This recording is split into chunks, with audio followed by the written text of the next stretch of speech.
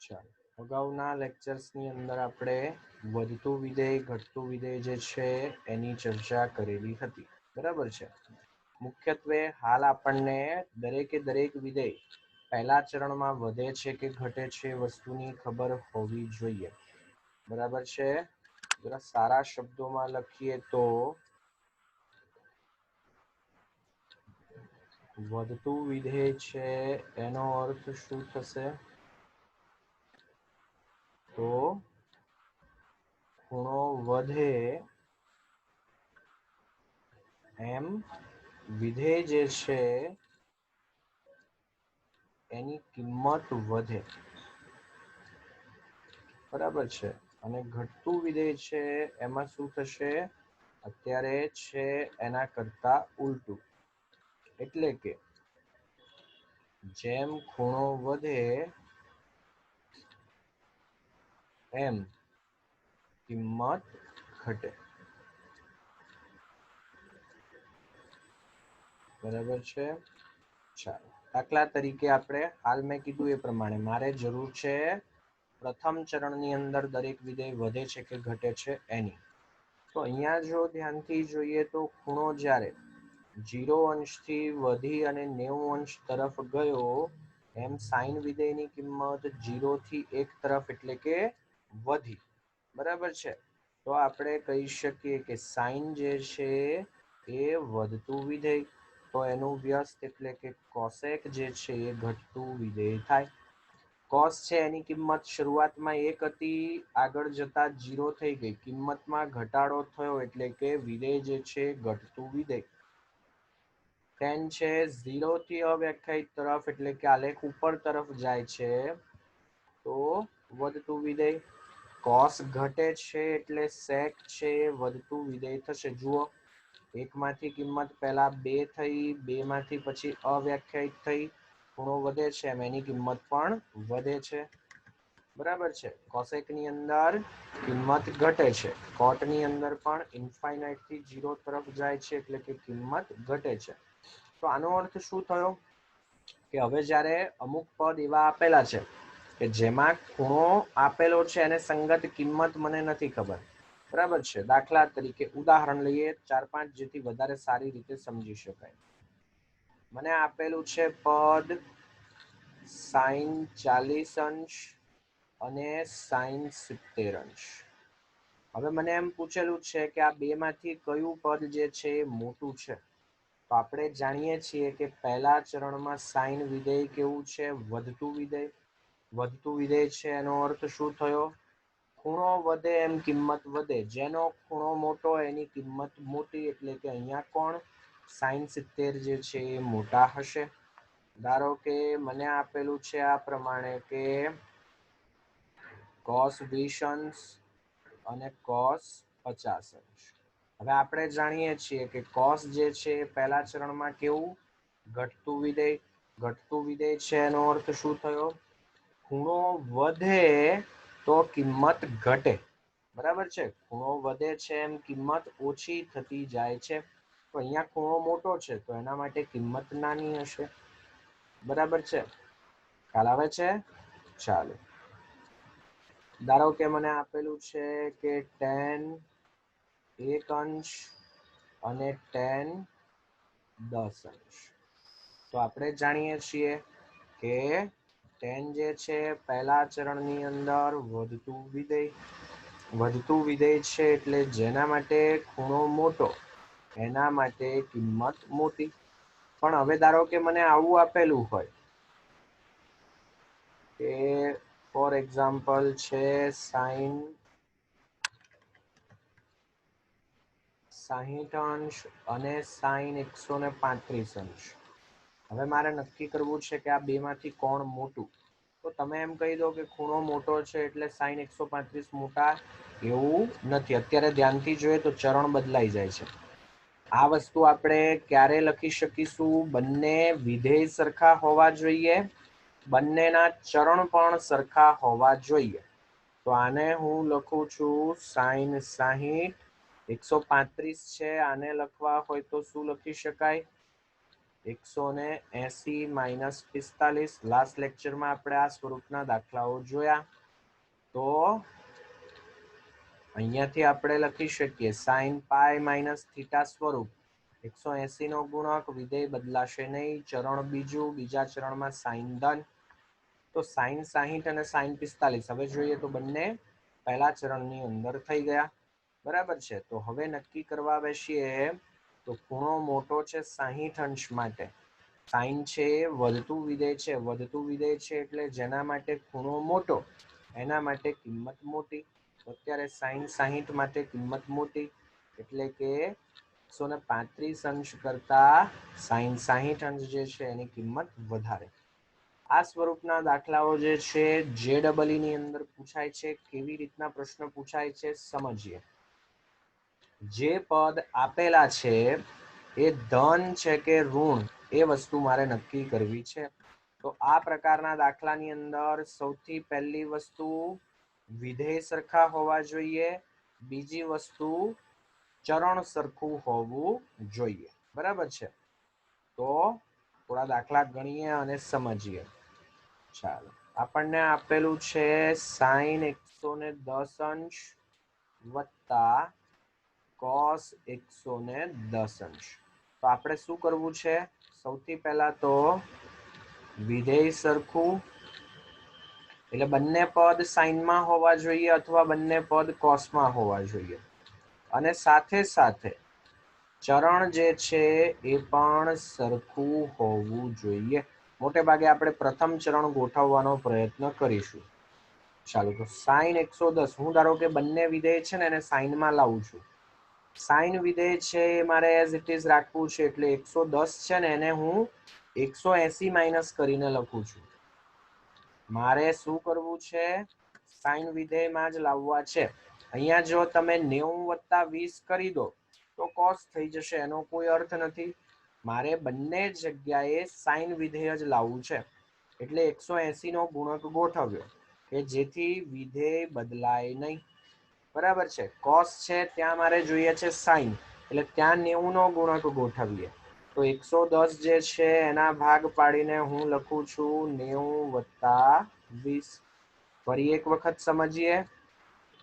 વિધેય સરખું રાખવું છે એટલે અહીંયા જો હું 90 + 20 લખીશ તો કોસ આવશે અને કોસ છે ત્યાં સાઇન આવશે. તો કોસમાંથી ફરી પાછું એક સ્ટેપ મારે વધારી અને સાઇનમાં કરવું પડે.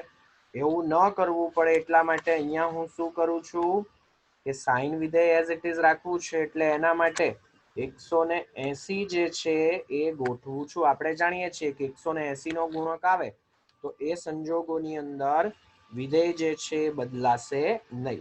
તો 110 અંશ જે છે એના માટે મેં શું કર્યું? 180 - 70 લખ્યા. અહીંયા વિધેય બદલવું છે એટલે 90 નો ગુણક અયુગ્મ ગુણક ગોઠવવો છે એટલે 110 ની જગ્યાએ 90 + 20 લખ્યા. ચાલો, હવે આપણે જાણીએ છીએ 180 એટલે ક્યાં આવશે? બિંદુ A' આગળ. એમાંથી કંઈક બાદ થાય છે. ચરણ બીજું, બીજા ચરણમાં સાઇન ધન તો સાઇન 70. 180 નો ગુણક છે એટલે વિધેય બદલાશે પણ નહીં. 90 + 20 એટલે એ આવે બીજા ચરણમાં. બીજા ચરણમાં કોસ ઋણ તો અહીંયા આવશે સાઇન 20. બરાબર છે. 90 નો અયુગ્મ ગુણક વિધેય બદલાશે, કોસનું સાઇન. બીજું ચરણ જ્યાં કોસ ઋણ તો નિશાની માઇનસની. હવે મારે એ નક્કી કરવાનું છે કે સાઇન 70 અને સાઇન 20 માંથી મોટું કોણ? તો આ સરવાળો ધન છે કે ઋણ છે એ ખબર પડી જશે. બરાબર છે. હવે આપણે જાણીએ છીએ કે 70 અંશ અને 20 અંશ છે એમાં 70 અંશ છે મોટા. હવે સાઇન જે છે પહેલા ચરણમાં કેવું? વધતું વિધેય. વધતું વિધેય છે એનો અર્થ શું થયો? મોટો ખૂણો એના માટે કિંમત મોટી. બરાબર છે. બીજી ભાષામાં કહીએ તો સાઇન વિધેય લગાવીએ તો અસમતા બદલાશે નહીં. હવે મારે શું ગોઠવવું છે અહીંયા? Sine 70 - sine 20. આને આ બાજુ લઈ લઈએ તો આપણે લખી શકીએ કે સાઇન 70 - સાઇન 20 જે છે એ ધન છે. અથવા અહીંયાથી ડાયરેક્ટ તમે લખી શકો કે sin 70 મોટા છે એટલે આ પદ ધન છે. તો આપણે કહી શકીએ કે આ બીજું કંઈ નહીં પણ આપેલ પદ જ છે. એટલે કે આપેલ પદ જે છે એ કેવું છે?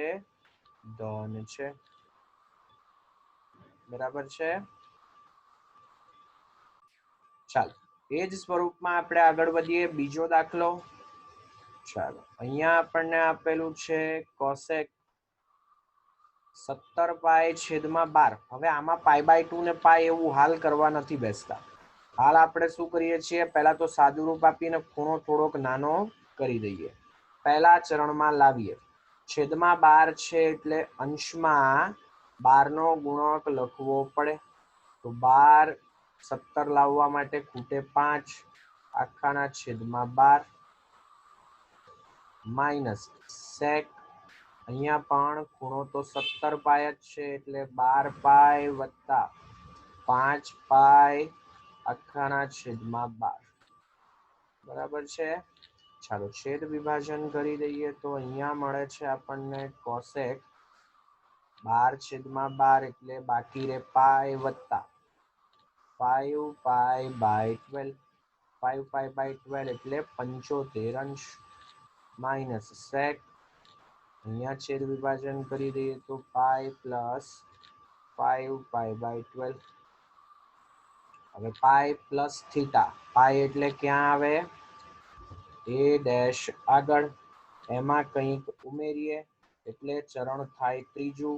ત્રીજા ચરણમાં ટેન અને કોટ છે એ જ ધન છે. સાઇન કોસ સેક કોસેક બધું જ ઋણ છે. તો અહીંયા પહેલા તો નિશાની બદલાશે. વિધેય હાલ ફિલહાલ એઝ ઇટ ઇઝ 5 પાઈ/12. અહીંયા નિશાની બદલાય એટલે થાય માઇનસ માઇનસ પ્લસ. અહીંયા આને આપણે લખી શકીએ sin 5 પાઈ/12. ધન છે એ પદને હું પહેલા લખું તો સેક 5 પાઈ/12 માઇનસ કોસેક 5 પાઈ/12. હવે જો MCQમાં પૂછાયેલો હોય તો તમે અંશમાપમાં ફેરવી શકો. બરાબર છે. નહીંતર આમાં બી અંશમાપમાં ફેરવી દીધેલું હોય તો કંઈ ખોટું પણ નથી. અંશમાપ માટે પાઈની જગ્યાએ તમે 180 મૂકી દો એટલે સેક 75 માઇનસ કોસેક 75. હવે ખૂણો તો પહેલા ચરણની અંદર ગોઠવાઈ ગયો. બરાબર છે. વિધેય જુદા જુદા છે. તો સેકને કોસેકમાં ફેરવવા પડે અથવા કોસેક છે એને સેકમાં ફેરવવા પડે. ગમે તે કરશો જવાબમાં ફેર નહીં પડે. બરાબર છે. ધારો કે હું સેક 75 છે એને એઝ ઇટ ઇઝ રાખું છું. કોસેકને મારે સેકમાં ફેરવવા છે તો આપણે 10મા ધોરણથી આ સૂત્ર જાણીએ છીએ કે કોસેક π/2 માઇનસ થીટા એટલે કે 90 માઇનસ થીટા કરીએ તો સેક થીટા મળે. બરાબર છે. અને અચ્છા કોસેકમાંથી સેકમાં જવું છે તો અહીંયા આપણે લખી શકીએ કે સેક 90 માઇનસ થીટા જે છે એ કોસેક થીટા થાય. તો કોસેકની જગ્યાએ આપણે સેક 90 માઇનસ થીટા લખી શકીએ. તો અહીંયા 90 માઇનસ 75 લખી શકાય. ચાલો અહીંયા ખાલી એટલું લખી દઈશું કે આ વધતું વિધેય છે. હા અહીંયા સેક 75 90 માઇનસ 75 એટલે કે સેક 15. હવે પહેલું ચરણ વિધેય પણ સરખું કરી દીધું.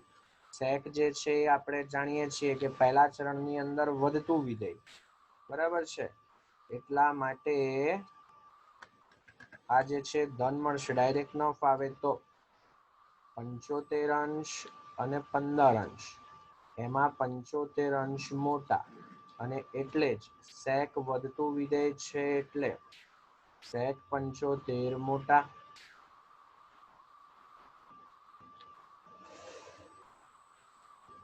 વધતું વિધેય. બરાબર છે. તો આને આ તરફ લઈ લઈએ તો આપણે કહી શકીએ કે સેક 75 માઇનસ સેક 15 જે છે ધન મળ્યા. બીજા શબ્દોમાં કહીએ તો આપણે લખી શકીએ કે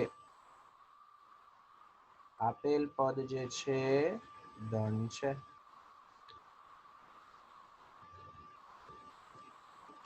એનાથી આગળ વધીએ. સોરી, હા, હવે આમાં પણ આપણે એ જ વસ્તુ નક્કી કરવાની છે, ધન છે કે ઋણ એ નક્કી કરવાનું છે. ચાલો, હવે સાઈનમાં જ મારે લાવવા છે બંને પદ, તો સાઈન 180 માઇનસ 180 માંથી આપણે 25 બાદ કરીએ તો 155 થાય.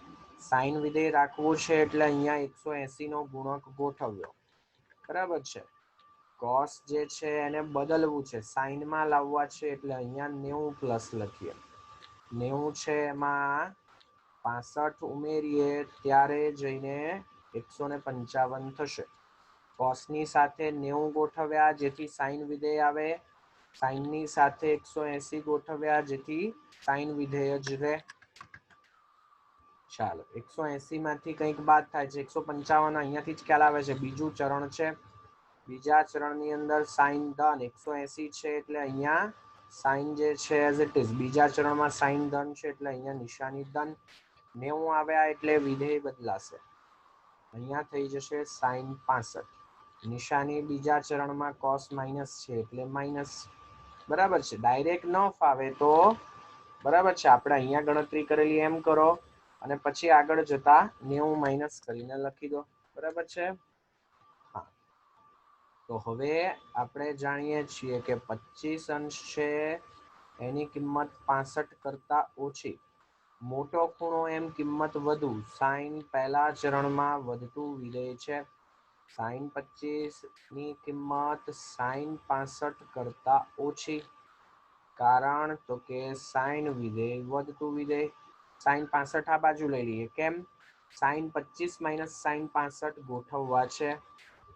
સાઈન 25 માઇનસ સાઈન 65 લખવા બેસીએ તો એ થઈ જશે ઋણ. તો આપણે કહી શકીએ કે આપેલ પદ જે છે એ ઋણ છે. એનાથી આગળ વધીએ. tan 6π/7 plus cot -6π/7. ચાલો, તો અહીંયા tan 6π/7 as it is. cot અયુગ્મ વિધેય એટલે માઇનસની નિશાની બારે, માઇનસ cot 6π/7. છેદમાં 7 છે એટલે અંશમાં 7 નો ગુણક 6 છે એટલે 7 માઇનસ 1 લખી શકાય. 7 વખત પાય માઇનસ 1 વખત પાય છેદમાં 7 માઇનસ. હાલ અહીંયા π/2 ગોઠવવા નથી બેસતા, પહેલા તો આપણે એક જ ચરણ, પહેલું ચરણ લઈ આવીએ. ચાલો, છેદ વિભાજન કરી દઈએ તો અહીંયા 7 છેદમાં 7 1 બાકી રે પાય માઇનસ પાયના છેદમાં 7 માઇનસ કોટ, અહીંયા લખીએ તો પાય માઇનસ π/7. પાય એટલે આપણને હવે નજર સામે દેખાય કે અહીંયા આવે, કંઈક બાદ થાય છે એટલે ચરણ થશે બીજું. tan અને cot બંને ઋણ, પાયનો ગુણક છે એટલે વિધેય જે છે બદલાશે નહીં, નિશાની બંને જગ્યાએ બદલાશે, બીજું ચરણ છે એટલે. અહીંયા માઇનસ માઇનસ પ્લસ.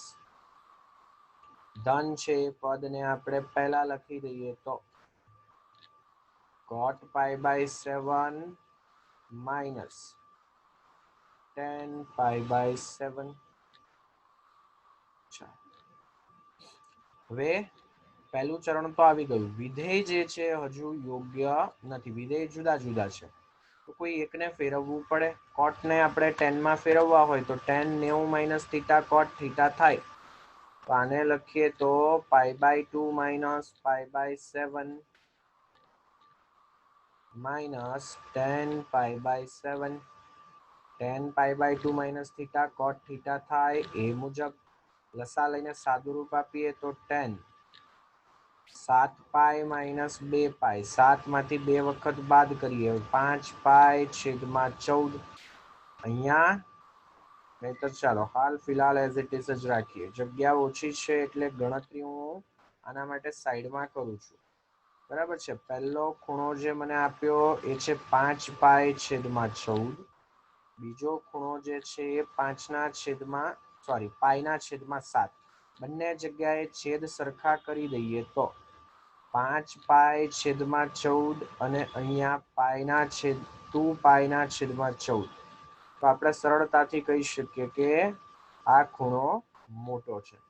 tan વિધેય છે π/2 માંથી પણ કંઈ બાદ થાય છે એટલે ચરણ તો પહેલું જ છે. પહેલા ચરણમાં tan વધતું વિધેય, તો આપણે લખી શકીએ કે tan 5π/14 જે છે એ મોટા કોના કરતા? tan π/7 કરતા. આપણે આ પદ ગોઠવવું છે એટલે tan π/7 ને આ બાજુ લઈ લઈએ તો હવે અહીંયા સીધું લખી દઉં છું કે એક સ્ટેપ અહીંયા લખી દઈએ. ચાલો, tan 5π/14 minus tan π/7 આ જે છે ધન, તો આપણે લખી શકીએ કે આપેલ પદ જે છે એ ધન છે. બરાબર છે. ચાલો એનાથી આગળ વધીએ. એ જ વસ્તુ આપણે અહીંયા પણ કરવી છે. tan 111 minus cot 111, તો બંનેને tan વિધેયમાં લાવીએ. tan વિધેયમાં લાવવા છે એટલે અહીંયા મારે 180 માઇનસ લખવા પડશે. 180 માંથી 70 બાદ કરીએ તો 110 થાય એટલે 69 ખાલી બાદ કરવા પડે. કોટ છે ત્યાં મારે 10 લાવવું છે એટલે 90 પ્લસ કરીને લખું છું. 90 વત્તા 21 કરીએ એટલે વિધેય બદલાઈ જશે અને કોટ 111 મળી જશે.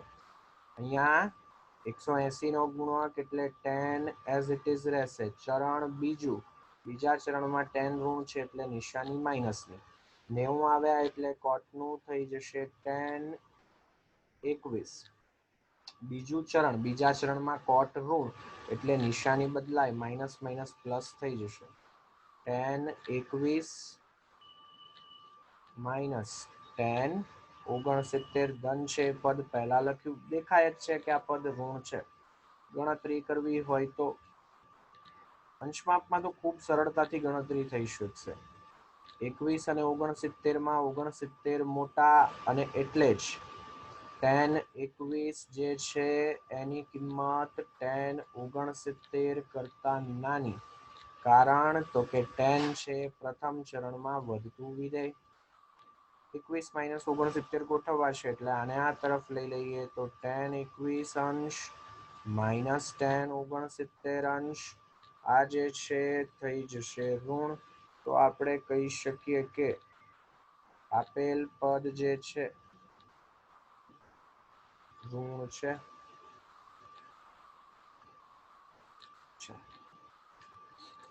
7π/12 અને sec 7π/12. ચાલો, તો સૌથી પહેલા તો જેમ આપેલા છે પહેલા તો ખૂણો જે છે યોગ્ય રીતે ગોઠવીએ. 7π/12 છે, છેદમાં 12 છે અને ઉપર 7 છે તો 12π માઇનસ 5π છેદમાં 12. પછી sec અહીંયા પણ લખીએ તો 12π માઇનસ 5π upon 12. સીધું અંશમાપમાં ફેરવી દો એક ટાઈમે તો પણ ચાલે. બરાબર છે. ધારો કે અંશમાપમાં ફેરવીને ગણીએ તો કેવું આપણું કામ સહેલું થઈ જાય. પાઈની જગ્યાએ 180 મૂકીએ. 180 છેદમાં 12 15 ગુણ્યા 7 એટલે આ થઈ જશે 105 અંશ. કોસેક 105 અંશ વત્તા સેક, અહીંયા ખૂણો તો એનો એ જ છે. ચાલો આ વખતે ધારો કે મારે કોસેકમાં ફેરવવા છે. બરાબર છે. તો અહીંયા લખીએ તો 180 માઇનસ 75 અંશ વત્તા અહીંયા 90 વત્તા ગોઠવીશું જેથી વિધેય બદલાઈ જાય, એક સ્ટેપ ઓછું થઈ જાય. 90 છે એની અંદર આપણે 25 ઉમેરીએ ત્યારે જઈને 105 અંશ 25 નહીં પણ 15, 105 છે. 15 ઉમેરીએ એટલે 105 ગોઠવાય. ચાલો 180 નો ગુણક એટલે અહીંયા વિધેય બદલાશે નહીં. કોસેક 75 મેં લખી દીધા. નિશાની જે છે જોઈએ તો ચરણ 105 પરથી જ ખ્યાલ આવે છે કે બીજા ચરણમાં કોસેક ધન એટલે અહીંયા એઝ ઇટ ઇઝ સેક નું થઈ જશે અહીંયા કોસેક 15 અંશ બરાબર છે ચરણ બીજા ચરણની અંદર સેક ઋણ એટલે અહીંયા નિશાની માઇનસની હવે વાત કરીએ તો અહીંયા 75 અંશ અને 15 અંશ એમાં મોટા છે 75 પણ કોસેક વિધેય જે છે ઘટતું વિધેય એટલે ખૂણો મોટો એના માટે કિંમત નાની બરાબર છે પહેલા ચરણની અંદર કોસેક જે છે ઘટતું વિધેય છે 15 જે છે અને આ બાજુ લઈ લઈએ અહીંયા નિશાની માઇનસની જોઈએ છે એટલા માટે કોસેક 75 માઇનસ કોસેક 15 અંશ આ મળે છે આપણને ઋણ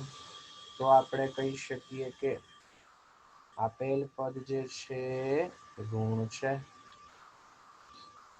હવે જરૂરી નથી કે આપણને અંશમાપ અથવા તો રેડિયન માપ બંને પદમાં આપેલું હોય દાખલા તરીકે મને આવું આપેલું છે sin 1 અને અહીંયા આપી દીધેલું છે ધારો કે sin 2 બરાબર છે તો હવે આપણને પહેલી નજરે એવું લાગે કે એક અંશ અને બે અંશ છે એટલે sin 2 અંશ જે છે મોટા પણ જો પદ છે એને ધ્યાનથી જોઈએ બરાબર છે તો અંશમાપ નથી એનો અર્થ શું થયો આ રેડિયન માપ આપેલું છે બરાબર છે તો આવા સંજોગોમાં આપણે મહેનત થોડીક વધી જાય બરાબર છે ચાલો તો આ સ્વરૂપના એકાદ દાખલાઓ જોઈએ જેથી વધારે સારી રીતે સમજી શકાય બરાબર છે ધારો કે મને પદ આપેલું છે આ પ્રમાણે sin 1 અને અહીંયા છે sin 2 હવે આપણે રેડિયન માપ છે એને અંશ માપમાં ફેરવવા પડશે તો આપણને વધુ સારી રીતે ખ્યાલ આવે બરાબર છે તો આપણે લખવા બેસીએ તો અંશ માપ બરાબર રેડિયન માપ ગુણાકારમાં 180/π તો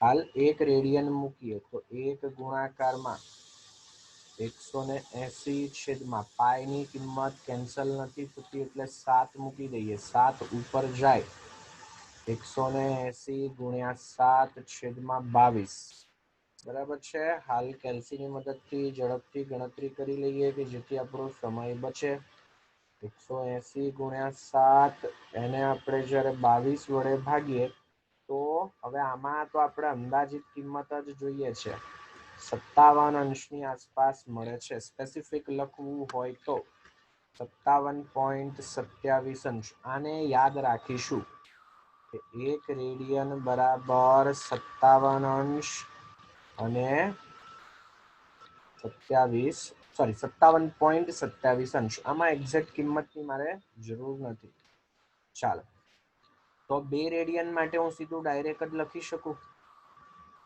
આને ડબલ કરી દઈએ તો 100 અને બીજા 14 114.54 અંશની આસપાસ થાય બરાબર છે તો આને અંશમાપમાં લખીએ તો શું થઈ જશે પહેલું જે છે આશરે જ લખું છું sin 57 અંશ અને બીજું જે છે એ છે sin 114 અંશ બરાબર છે હવે વિધેય સરખું ચરણ સરખું નથી આને પહેલા ચરણમાં લાવીએ તો sin 57 અંશ આને લખીએ તો 180 માઇનસ 180 માંથી આપણે